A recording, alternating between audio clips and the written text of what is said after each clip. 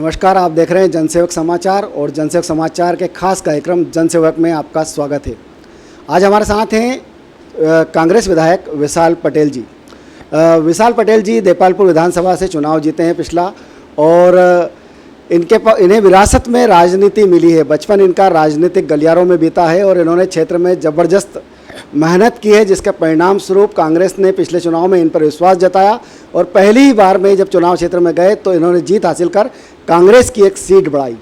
विशाल जी, आपका जनसेवक समाचार में स्वागत है। सबसे पहले आपसे जानना चाहूँगा कि आज जो कांग्रेस की स्थिति है उसमें युवाओं को कहाँ पाते हैं आप? बड़ा योगदान रहा है शुरू से, और मैं समझता हूँ कि युवाओं की एक बड़ी पहचान और युवाओं का कहीं ना कहीं एक बड़ा योगदान पिछले चुनाव में भी रहा है। एक आशा थी, एक विश्वास था माननीय कमलनाथ जी के ऊपर, और उसी आशा और विश्वास के साथ कांग्रेस की सरकार यहाँ बनी थी। और जिस प्रकार से जो अपेक्षाएं यहाँ की युवाओं ने करी थी उस पर कहीं ना कहीं खरा उतरने का काम माननीय कमलनाथ जी ने किया था। युवाओं को रोजगार से जोड़ने का अगर कार्य किया, शुरुआत करी थी तो माननीय कमलनाथ जी ने करी थी। तो बड़ा योगदान इस मध्य प्रदेश के अंदर युवाओं का हमेशा से रहा है, और पिछली सरकार जो कांग्रेस की बनी वो युवाओं के कारण बनी। और आज भी जिस प्रकार से युवा जिस प्रकार से एक आशा भरी निगाहें से पुनः कमलनाथ जी की ओर देख रहे हैं, और जो यूथ हमारे साथ आज कांग्रेस पार्टी के साथ में है, निश्चित तौर पर आते हुए समय में फिर सरकार बनाएंगे। विशाल जी, आपका कहना सही है कि कांग्रेस युवाओं के साथ है और कांग्रेस को युवाओं का सपोर्ट मिला। फिर क्या वजह है कि ज्योतिरादित्य सिंधिया जैसा युवा आपका साथ छोड़ जाता है और उसका खामियाजा सरकार गंवाने के रूप में करना पड़ता है?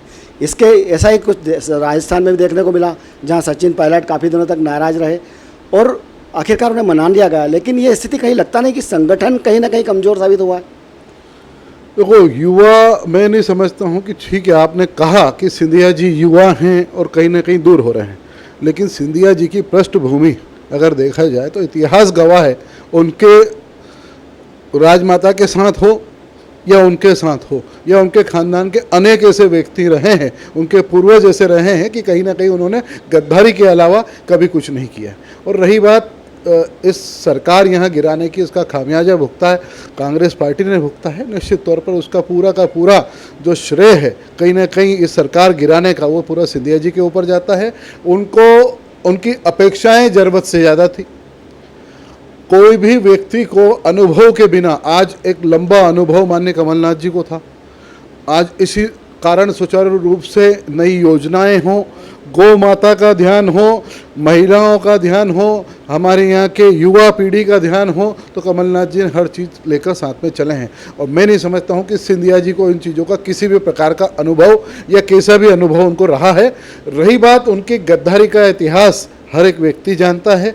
वो भले ही सन 57 की अगर बात करो या उनके पूर्वजों की बात करो या उनकी माता जी के टाइम की बात करें, तो निश्चित तौर पर कहीं ना कहीं हाँ, यही चीज़ अगर माधवराव सिंधिया जी के बारे में कहा जाए तो वो कहीं ना कहीं एक व्यक्ति, एक अलग व्यक्तित्व के धनी थे। वो आज भी उनकी आत्मा कहीं ना कहीं बड़ी दुखी हो रही होगी कि उनके पुत्र ने ऐसे कार्य किए। क्या लगता है कि आपको जो कुछ हुआ है, जो राजनीतिक परिदृश्य बदला है, उसका इस चुनाव में, उपचुनाव में आप लाभ ले पाएंगे? निश्चित तौर पर कहीं ना कहीं आम जनता समझ चुकी है, जनता जनार्दन है, और जनता से बड़ा फैसला कोई नहीं करता। और जिस प्रकार से सिंधिया जी ने जो किया है, आज भी कांग्रेस पार्टी का हर एक व्यक्ति कहीं ना कहीं दुखी है।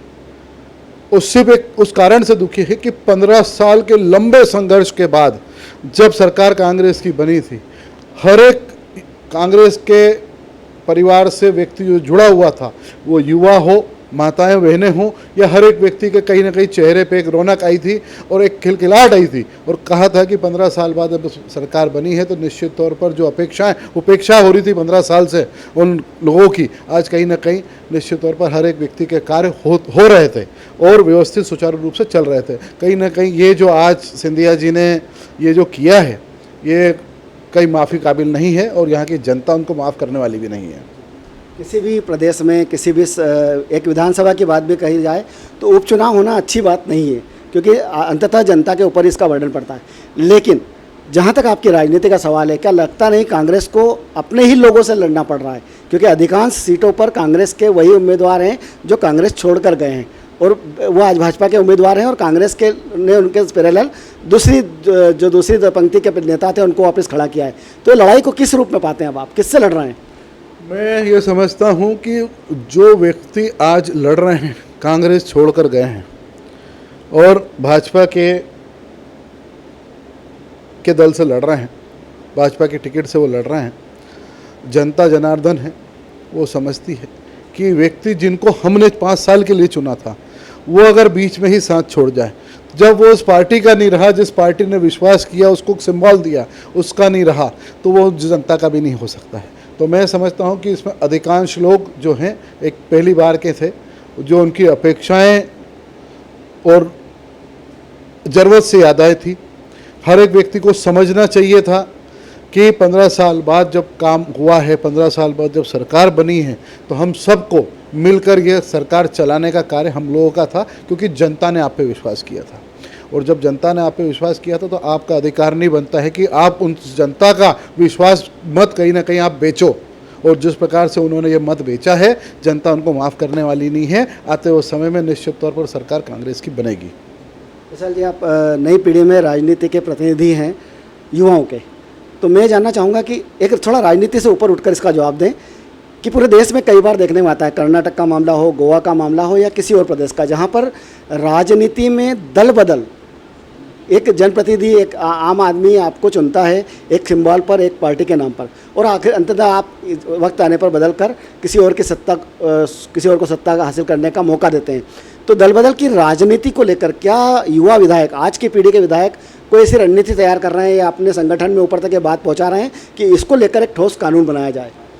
देखो, ये आपने छत्तीसगढ़ की बात करी, आपने राजस्थान की बात करी, आपने कर्नाटक की बात करी, आपने गोवा की बात करी, और मध्य प्रदेश में भी वही सामने देखने को मिल रहा है। तो कहीं ना कहीं ये राजनीति नहीं है, ये धन नीति है, लोभ नीति है। और ये कहूँ कि जहाँ धन और लोभ नहीं चलता है इनका, बीजेपी वालों का, तो उन्होंने कहीं ना कहीं प्रेशर की राजनीति चालू कर दी। तो ये सब कहीं ना कहीं आम जनता समझ रही है।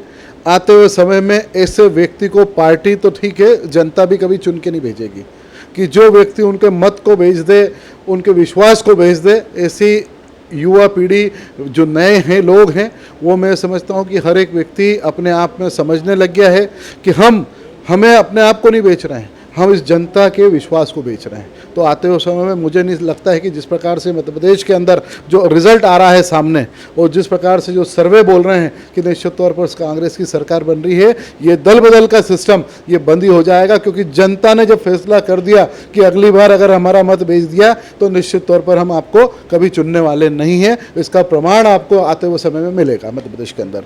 शब्दों में ये अच्छा नज़र आता है कि साहब जनता आप इस मतदान का या मतों का फैसला करेगी, जनप्रतिनिधि का फैसला जनता करेगी, लेकिन नहीं लगता आपको कि चुनाव मुद्दों से भटक गया है? सांवेर की बात करें, चंबल ग्वालियर की बात करें या फिर सागर की और बुंदेलखंड की बात करें, सभी दूर राजनेता जो हैं, जो जिन्हें आदर्श बनना चाहिए, जिन्हें प्रेरणा देना चाहिए, वो अपने मुद्दों से भटक रहे हैं और शाब्दिक मर्यादाओं को खो रहे हैं। कहीं ना कहीं आज लड़ाई जो है वो एक गद्दार वर्सेस आम जनता हो गई है। गद्दारों को सबक सिखाने का कार्य जनता चाहती है। आज जो मुद्दे, अगर विकास, इस समय ये उपचुनाव जो हो रहे हैं, ये विकास की बात पे नहीं हो रहे हैं। ये 15 वर्ष बनीमत 15 महीने, तो शिवराज सिंह चौहान के 15 वर्ष और 15 महीने कमलनाथ जी का इसका चुनाव है। गद्दारों के बीच का चुनाव है। जो गद्दार यहाँ उनका मत बेच गए, उनका चुनाव है। तो जनता जनार्दन भगवान रूपी है, वो निश्चित तौर पर कहीं ना कहीं इन मुद्दों को ध्यान में रखते हुए कि जिस व्यक्ति को हमने चुना था उसने अपना मत बेच दिया। कमलनाथ जी ने 15 महीनों में जो किया उसको देखकर वोट दिया जाएगा, ना कि 15 साल के अंदर शिवराज सिंह चौहान जो नहीं कर पाए वो सब 15 महीने में माननीय कमलनाथ जी ने किया। तो निश्चित तौर पर मैं समझता हूँ कि आते हुए समय में बहुमत जो है कांग्रेस पार्टी के साथ में रहेगा। विशाल जी, हमने देखा कल जीतू पटवारी जी भी उन सब चीज़ों को से हट रहे थे, आप भी उस चीज़ को नहीं बोलना चाह रहे हैं। शब्दों की मर्यादा की बात मैं बार बार कह रहा हूँ कि जो चुनाव में लगातार मुद्दे उछाले जा रहे हैं, जिस तरह की भाषा का उपयोग किया जा रहा है, उसे कितना उचित मानते हैं? राजनीति में कितना उचित है? मैं ये नहीं कह रहा हूँ किस दल की बात कर रहा हूँ, राजनीति में कितना उचित है? कोई भी व्यक्ति हो, ओछे शब्दों का प्रयोग मैं नहीं समझता हूँ कि कोई ने करना चाहिए, पहली चीज़। रही बात, इसके अंदर अगर कोई मर्यादा भूलता है तो जनता खुद देखेगी। उसका फैसला ना कि कोई व्यक्ति करेगा, ना कोई नेता करेगा, उसका फैसला करेगी जनता जनार्दन। अब ओछा बोलना, छोटा बोलना या कुछ बोलना, ये कहीं ना कहीं बीजेपी पार्टी के शब्दों के ऊपर, जुबान के ऊपर लगाम नहीं है। जितने भी मध्य प्रदेश के अंदर आप ये देखें कि कमलनाथ जी के खिलाफ उनके पास बोलने को कुछ नहीं है, रोज कुछ ना कुछ एक नया वो लेके आते हैं।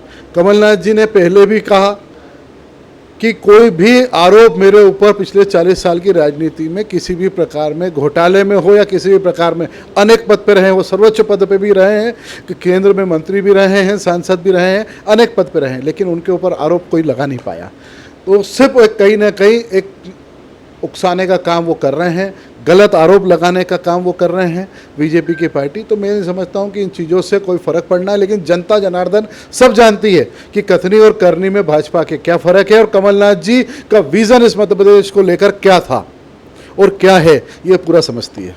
तो मैं यही जानना चाहूँगा कि अब आप जब लोगों के पास दोबारा जा रहे हैं, 15 महीने बाद आपको दोबारा जाना पड़ रहा है, तो मुद्दे क्या हैं? किन मुद्दों को लेकर जनता से आप वापस वोट मांग रहे हैं कि हमें एक मौका और दिया जाए ताकि हम प्रदेश के लिए कुछ कर सकें? जनता ने पहले भी मौका दिया था, आगे भी जनता मौका देगी। मुद्दे जो जनता ने जिस प्रकार से हमको वोट दिए और सरकार बनाई थी, वो कर्ज माफ़ी हो, गौ माता की रक्षा के लिए गौशालाएं हो, वृद्धा पेंशन हो, या अनेक ऐसे कार्य हैं जो कमलनाथ जी ने यहाँ इस मध्य प्रदेश के अंदर, भू माफिया बहुत हावी था। लोग अपनी ज़मीनों अगर बेचने जाते थे तो बिकती नहीं थी, लोगों का कब्जा हो जाता था। माफिया इतना हावी था, उस माफिया को ख़त्म करने का काम अगर किया था तो माननीय कमलनाथ जी ने किया था। आप ये देखें इस मध्य प्रदेश में जैसे ये 6 महीने 7 महीने हुए हैं, बलात्कार, लूट, अपहरण के केस कितने बढ़ गए, और उस 15 महीने के कार्यकाल के आपको देख लेना, आंकड़े अपने आप कम हो गए थे। तो उसका ये प्रमाण है, आम जनता समझ चुकी है कि कमलनाथ जी का विज़न इस मध्य प्रदेश के लिए क्या था। तो निश्चित तौर पर सरकार हम बनाने जा रहे हैं। विशाल जी, आप भी ग्रामीण क्षेत्र के विधायक हैं, तो अंत में सांवेर की जनता से आपका वहाँ भी बराबर का जुड़ाव है, वहाँ भी आपके समर्थक हैं, क्या अपील करना चाहेंगे कि वो कांग्रेस को क्यों चुने? एक मैंने पेपर में भी कहीं पढ़ा था, साधु और शैतान का चुनाव है। ये बहुत ही अच्छा मुद्दा, और बीजेपी के किसी नेता ने छापा था, कहीं विज्ञापन दिया था, और मैं समझता हूँ कि वास्तविक साधु और शैतान कहाँ है। 15 साल में कौन साधु था और कौन शैतान बना, ये जनता जान चुकी है। इन 15 महीने में अगर हर चीज़ का उत्थान करने का काम किया था तो कमलनाथ जी ने किया था। रही बात सांवेर के जो लोकल मुद्दे हैं, मैं समझता हूं कि जिस प्रकार से तुलसी भैया, आज हम सांवेर में अगर जाते हैं तो हर एक व्यक्ति ये कहता है कि भैया जो भी हम जाते थे हर एक व्यक्ति को बोलते थे काम हो जाएगा, लेकिन काम किसी का नहीं हुआ। 15 महीने उन्होंने खुद ने मान लिया था अपने आप में कि मुझे यहाँ से चुनाव लड़ना नहीं है। भ्रष्टाचार इतना चरम सीमा पे पहुँच गया था कि कांग्रेस पार्टी के जो आज इन 22 विधायक जो गए थे सिंधिया जी के साथ, उन्हीं में से 2 ऐसे थे कि जिन्होंने आरोप लगाए थे तुलसी भैया के ऊपर कि बिना पैसे से तुलसी भैया काम नहीं कर रहे हैं। तो ये सांवेर की जनता जान चुकी है कि बिना पैसे के तुलसी भैया के काम जब नहीं होता था, तो ये मुद्दा एक बहुत बड़ा मुद्दा है हमारे लिए। रही बात सांवेर की जनता जब वहाँ जाती थी तो मुलाकात नहीं होती थी। आप आज उपचुनाव हो गए, सरकार बीजेपी में आप चले गए, तो आपने अनेकों कार्य करा दिए। तो क्या ज़रूरत थी आपने भैया 15 साल 20 साल से जब आप राजनीति कर रहे थे, तो क्या वहाँ पानी की समस्या नहीं थी? क्या बिजली की समस्या नहीं थी? क्या रोड की समस्या नहीं थी? तो क्या पिछले 1.5 साल से क्या सोए हुए थे वो? और अगर नहीं सोए हुए थे तो ये कार्य पहले 1.5 साल में भी हो सकते थे। कौन से कार्य नहीं किए थे? हर एक चीज़, जब मैं मेरी विधानसभा में, जो तो मिनिस्टर थे, मैं विधायक होने के बावजूद मेरी विधानसभा में करोड़ों रुपए के काम सेंक्शन करा चुका हूँ, करा सकता हूँ। तो वो तो मंत्री थे, डिपार्टमेंट था उनके पास, कराना था उनने, लेकिन उन्होंने नहीं कराया। उन्होंने सिर्फ भ्रष्टाचार इस चरम सीमा पर पहुंचा दिया था कि अगर कोई भी फ़ोन लगाना हो तो उस फ़ोन के लिए भी पैसे लगते थे। तो मैं समझता हूं कि वहाँ की जनता, सांवेर की जनता समझ चुकी है कि कथनी और करनी में क्या फ़र्क है। धन्यवाद विशाल जी। ये थे देपालपुर के विधायक विशाल पटेल जी, जिन्होंने बहुत ही बेबाकी के साथ हमारे सभी सवालों का जवाब दिया। आज इस खास कार्यक्रम में इतना ही, फिर मिलेंगे किसी नए प्रतिनिधि के साथ। तब तक के लिए नमस्कार।